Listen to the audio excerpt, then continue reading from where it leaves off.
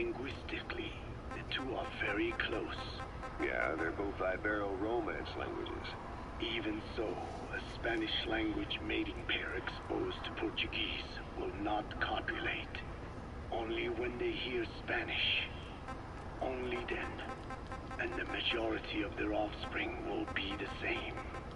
So it's a literal case of a mother tongue.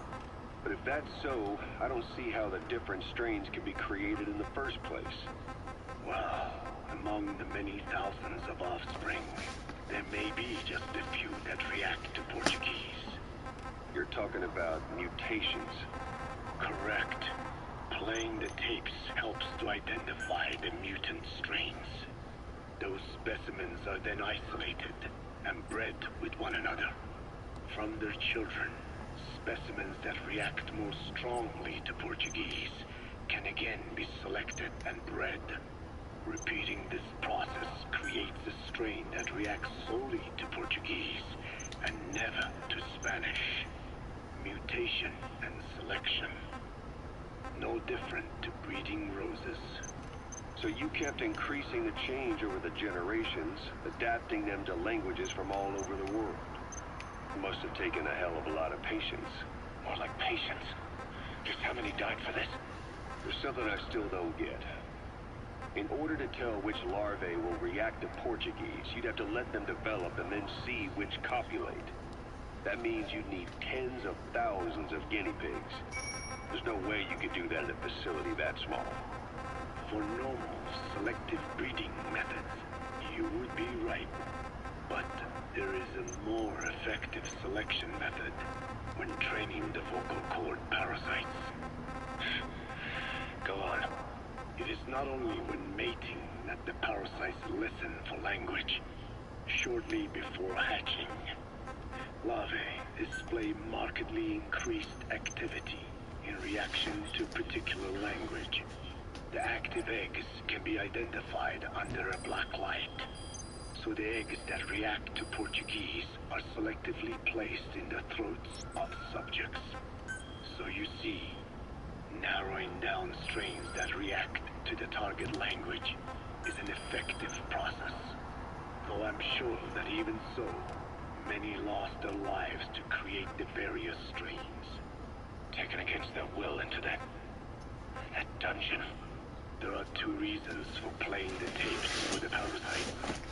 One, to isolate the eggs that respond to the target language. And two, to cause the specimens raised from the selected eggs to mate. I get how the system works. But why do they respond to language before they even hatch? It's not like they can mate from inside an egg. It is because the larvae learn the language before hatching. You mentioned that what language the parasites respond to is hard-coded into their genes, and that they don't have the brain power to actually learn a language. But then you say that the larvae at Nzoia Badia Bulu were learning the languages in the egg. Your story doesn't add up. Your country is home to a unique songbird. The Japanese bush warbler. Sure, what of it? What a beautiful call it has. But no bush warbler can sing it perfectly at the start. As chicks, they can barely chirp at all. They must learn from their parents and other adult birds. Only then can they sing properly and attract females. So naturally, there are individual differences in each bird's call. Though they start on the same footing, each bird is influenced by its teachers. And the parasites are the same? Like the birds, the parasites have a genetic predisposition towards a particular language. But while in the egg, the larvae's ears are tweaked by listening to the voice of the host. This tweaking ensures that the grown parasites will react better to the host's speech pattern. Why would they have an ability like that? Well, there are distinct regional differences within even the same language. Rare is the language that has no unique dialects. Yes, learning the host's speech pattern before hatching attunes the larvae to whatever twist of pronunciation it will encounter.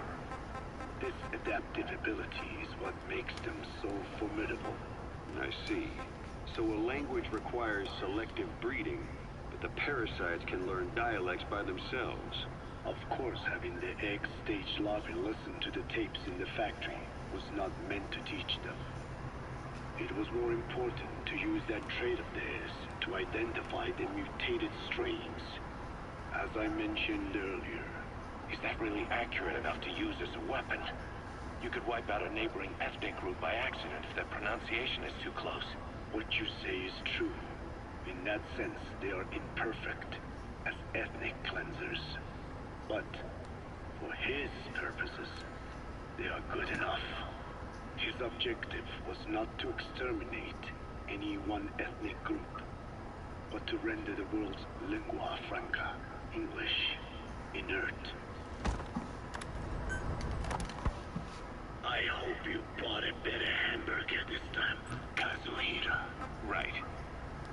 Well, The last one was lacking in every way. Jackass. It was too thin, the bun too dry, and the lettuce days old at best. hey, that was 100% all beef patty, and no shortening in the bun either. Nature's blessings, unadulterated, in hamburger form. Is that it? But when taste falls short, so does our gratitude to nature. Making such precious blessings unpalatable is sacrilege. I hate to admit it, but I think you're right. I should have known better than to settle for second best. That's why I had him run some more R&D, develop a new burger. In fact, one of our researchers just dropped by with the latest results. Here it is. See how you like this? We shall see indeed. Om nom nom nom nom. I thank you for this bounty, Mother Earth. So, what's the verdict? Not bad. And? Not good either. Hold a candle to what I ate back home. Everyone's a critic. Damn it. I was sure the Kobe beef, but maybe we didn't have enough. If we had any more, we're cutting into our profits. Cheap ass. We'll be taking a loss on every unit. What are you talking about? Cheap ass Miller. Oh, We're opening a restaurant. anyway, I'll be back with another round of product. I will be waiting. Did you say product? A ruler's greatest wealth is not money or land. It is the number of individuals under his control. Subjects who work, consume, are there to be used as pawns in war. For a capitalist ruler, his people's power becomes his power. You are the same. With your diamond dogs, you spin it with your speeches. But what you're doing is bringing as much talent as you can into your little domain. Every person another feather in your cap. Yes. Since ancient times, every civilization's ruler has had the same idea. When people unite under one will, they become stronger than the sum of their parts. And the one will is the ruler's will. And what do rulers use to bring people together? Language. In the Old Testament, it is written that only one language was spoken in Eden. A shared tongue that united all of humanity. Mankind eventually grew aware of its power and harnessed that strength to build a tower to the heavens. The mighty Tower of Babel. This angered God, who splintered the language of man. The tower was never completed. languages emerged, and the earth was divided as men went their separate ways. Every age is the same. A ruler's first order of business, after conquering new land, is to force his tongue on its people. Ancient Rome, Napoleon, and now Zero.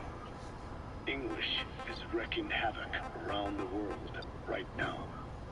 The British Empire tilled the land with war as its home, then began planting the seed that is English. Eventually, American capitalism became the new instrument. To play its game of wealth, you only had to abide by one rule: English. By exploiting people's desires, English has become a leash that people gladly wear around their necks, it would seem.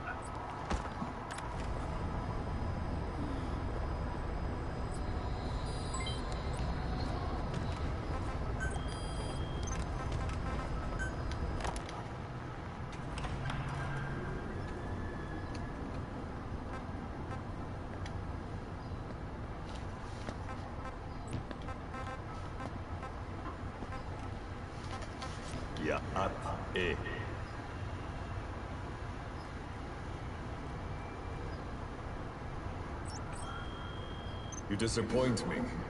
Have you forgotten my face?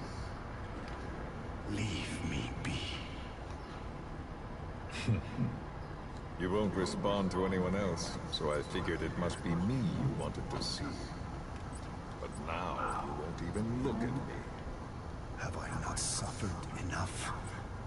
Not until you've eased my suffering first. To tell you the truth, old man, I'm in a bit of a bind. It's about your children. You know what I mean? The parasites. The ones that infect a man's throat, killing him if he speaks their language. They must not be allowed to multiply. You are allowed to live only in order to help me. But you don't want to, do you? So why not choose death instead? Because you want to protect the Diné and their land from me. That's your purpose, isn't it? Don't lose sight of that now. It's in your interest to cooperate. Because if you don't... Madness. The parasites can't detect your people's tongue.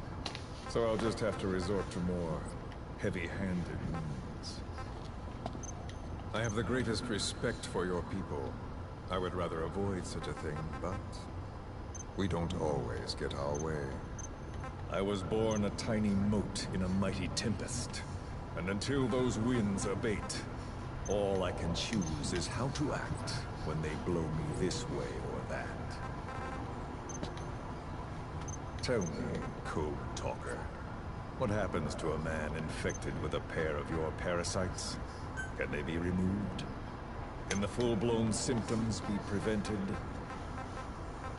It is impossible to remove the parasites alone. They have too close an affinity with humans. Then how do you stop the symptoms from developing?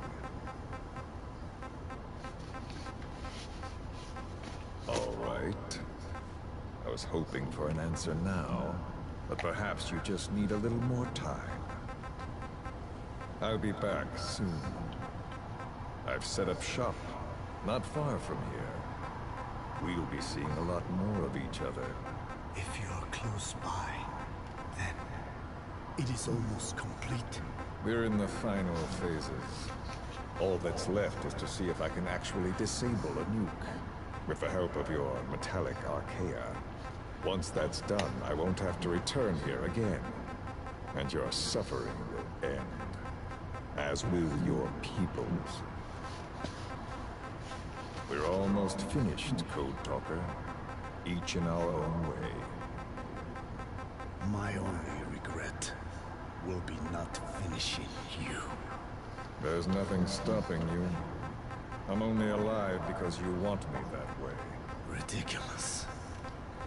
As you wish. My regret is this misunderstanding between us.